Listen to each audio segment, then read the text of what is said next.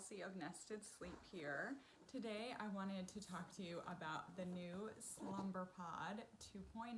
So they have made some new additions. They are a wonderful company. They really listen to what their customers need and want.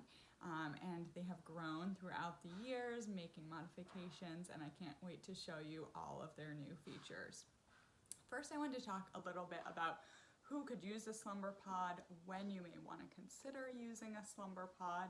So when we think about ages, this is recommended for ages 4 months and up. They do independent sleep testing to check for safety.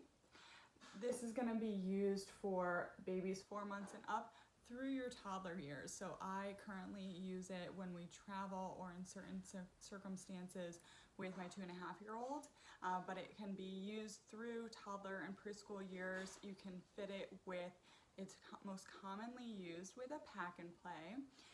It also can be used with a mini crib.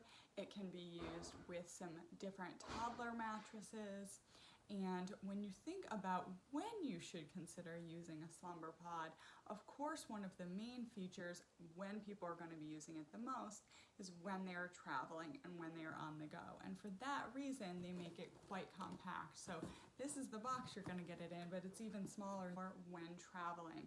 It can be used especially in different circumstances when you are sharing a room. So it can be very helpful if you are in either a hotel room or a shared sleep space where you want to make sure that your baby or toddler is getting a nice dark sleep space and not being distracted by other people in the room. One thing often a lot of parents find is that once a baby has gone through sleep training or once they are a really good overnight sleeper, then they really do like their own space and do sleep much better if they aren't distracted by parents in the room. They often would look over and their sleep can become worse during that time. So this really helps create that nice privacy pod that can be very, very helpful for when you are traveling. The other main reason that I like to suggest to use the SlumberPod can be in room sharing circumstances and situations. So this can be helpful whether you're traveling or whether you're home and transitioning to different rooms that the baby is in. So the American Academy of Pediatrics does recommend room sharing for at least 6 months or even up to a year of age. And so when you're done with your room or you're transitioning into another room, you may have your baby now transitioning to a room with their sibling. So this can be a really good transition tool from moving from parents' room into a shared sleep space.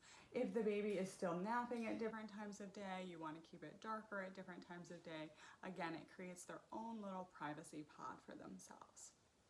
So those are some different circumstances that I find this to be really helpful. Now let's take a look at some of their new features. Okay, so let's talk about some of the features and then some of the new features that SlumberPod has added within their SlumberPod. So first you have a couple different pockets that are located here. You have your main pocket here, which has different breathable airflow here. You would open this to put baby into the crib or into the bed that they're in. And then you can either wait until once they are asleep to fully zip it up. You can gauge when you want to fully zip it up. Or sometimes if you're transitioning, you may want to leave it open for a few days. But often when they're comfortable, if there's no fear, which usually there is not, then you would just close it up. They would go to sleep and they would be on their way to dreamland. Now, another pocket that they have is for a baby monitor, and that one is right up here on the top. So you can just place that right in there, whether it's an audio or a visual, that would be right in there, and then you would be able to just listen out for baby. So that can be really helpful. Another one of their really exciting new features is a little fan. So this is an add-on that you can get for the SlumberPod, and it just has a little pocket on the side here that it slides right into, and that just provides a little additional airflow.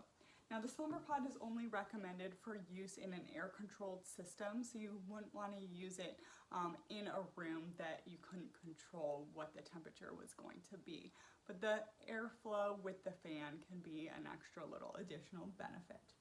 You can also, most of the time I find that just having a sound machine anywhere outside the room is sufficient. You don't necessarily need to have it super close to baby. I wouldn't recommend putting a sound machine in with baby, but you could put it in the pocket where the monitor is, or you could put it where the fan pocket is as well. So some extra features that you could do add on for your own use. There also are some other features on the back that you can check on baby without waking them up. There's just a little pop open window there. And then they have also done some additional monitor and air vents. So right at the top you're gonna find that there's additional air vents just to, again, increase that airflow that baby's getting throughout the night. So those are some really great features. They are going to be having some upcoming sales, and if you use code NESTED10, then you will get a $20 off discount on your SlumberPod, but if you purchase on Black Friday, then you will get $30 off of your SlumberPod. So it's definitely a great system for use for your baby and toddler, both for travel or if you're going through those different transition times with your baby and they need their own sleep space. Hope this was helpful and hope you have a great day.